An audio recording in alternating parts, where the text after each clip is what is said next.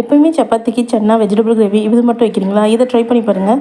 இது சூப்பர் மார்க்கெட்டில் கிடைக்குங்க. டபுள் பீன்ஸ்னு சொல்லி கேட்டால் தருவாங்க. இது பார்த்திங்கன்னா நைட்டு ஊற வச்சுருங்க. நைட்டு ஊற வச்சுட்டு மார்னிங் எந்திரிச்சு குக்கரில் போட்டு கொஞ்சமாக உப்பு போட்டு இது ஒரு 4 விசிலுக்கு வேக விட்டுருங்க. கிட்ஸ் இருந்தால் கூட ஒரு விசில் விட்டு வேக விடுங்க.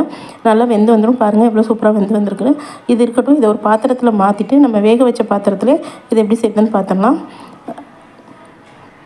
கொஞ்சமாக கடலை எண்ணெய் ஊற்றிக்கோங்க. இதில் பட்டை, கிராம்பு, சோம்பு போட்டு நல்லா பொரிய விடுங்க. இது நல்லா பொரிஞ்சதுக்கப்புறமேட்டு ஒரு வெங்காயம் 2 தக்காளியை நல்லா அரைச்சி வச்சுருக்கேன். இதையும் போட்டு நல்லா வதக்கி விடுங்க. இதோட இஞ்சி பூண்டு பேஸ்ட்டும் போட்டு நல்லா எண்ணெய் வர வரையும் பிரித்ததுக்கப்புறமேட்டு நம்ம வேக வச்சு வச்சுருக்கோம் பார்த்திங்களா டபுள் பீன்ஸு, அதையும் போட்டு நல்லா கிளறி விடுங்க.